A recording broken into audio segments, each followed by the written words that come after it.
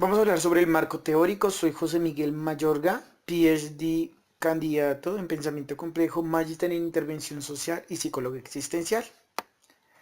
Vamos a hablar sobre el marco teórico. Para empezar debemos partir de que la investigación siempre busca crear nuevo conocimiento, pero para crear nuevo conocimiento debe partir del conocimiento que ya está disponible, conocimiento que se dispone o que está disponible principalmente en las bases de datos, como en los artículos, en las revistas, en los repositorios de los trabajos de grado. Partir de crear un marco teórico principalmente inicia con concebir una idea, ya que esto permite buscar fuentes de información específicas sobre el fenómeno, la variable, el problema o la necesidad que se quiere trabajar. De igual manera, se deben empezar a clasificar todos los datos encontrados para lograr delimitar qué nos sirve, a qué queremos apostarle, tener un enfoque claro, una precisión del tema y no salirnos por diferentes lados confundiendo al lector. El esquema de acopio de la información parte de los temas y la construcción de subtemas, es decir, si hablamos del Transmilenio debemos hablar de su definición, qué es, dónde nació, es decir, su evolución histórica, teórica, sus factores legales, sus factores culturales, inclusive sus características. Esto permite generar y abarcar el objeto del estudio que estamos investigando para luego seleccionar los más pertinentes y enfocarlos en nuestra investigación. Hay unos conceptos de investigación o hay unos conceptos de marco teórico que es importante tener en cuenta. Principalmente que el marco teórico es un conjunto de preposiciones que sirven al resultado del estudio y que llevan a constituir un marco de teorías que argumentan y dan posición al investigador.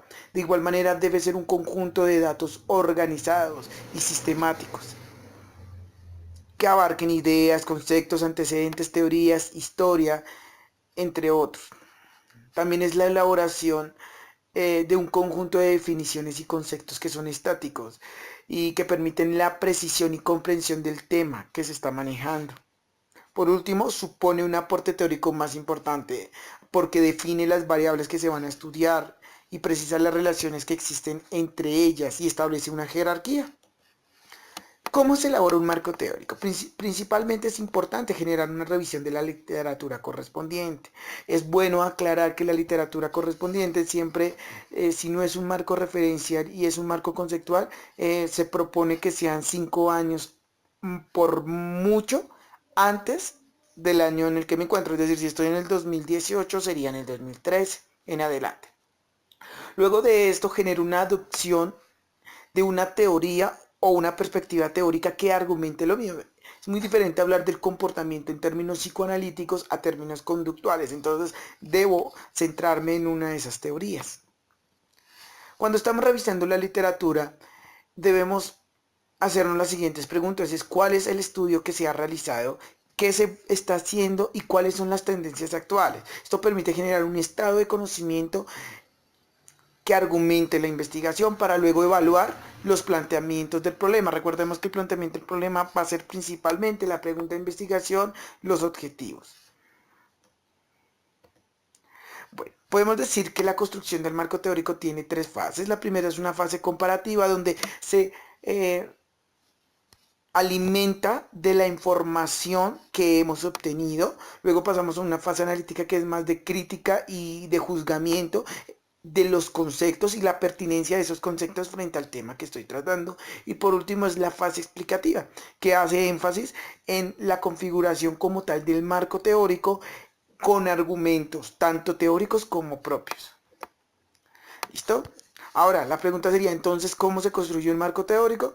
Pues principalmente se da a través de los aportes de las teorías aprendidas, de la revisión de literatura. Esto genera nuevos datos y argumentados desde el conocimiento empírico para llevar o generar un punto de vista particular del investigador con diferentes interpretaciones.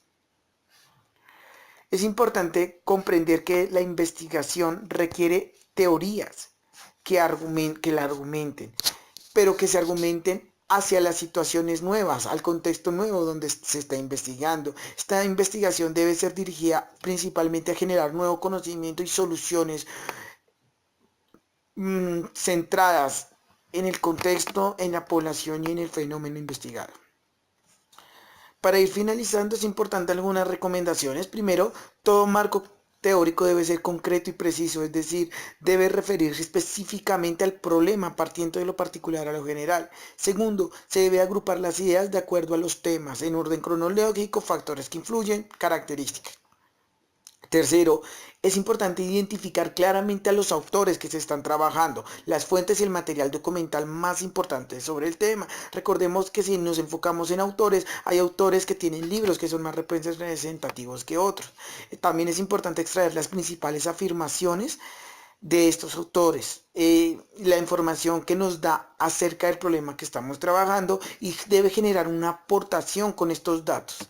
Ahora, también es importante escribir sin divagar, sin ir más allá, sino ir centrados al tema que estamos tratando con ideas claras y poco ambiguas.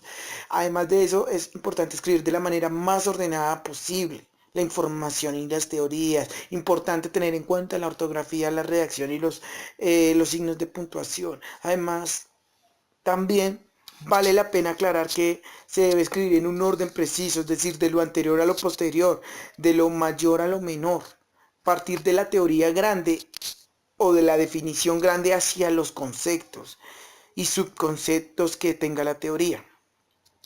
También es importante someter a revisión estos textos. No siempre todos los artículos o textos que trabajamos son los apropiados para hacer un marco teórico. Requiere también que estén en una base de datos, en una revista indexada, en una editorial con ICB, con serial. Es importante tener claridad en eso. No simplemente una página web, un video de YouTube, sino que debe tener una validez científica.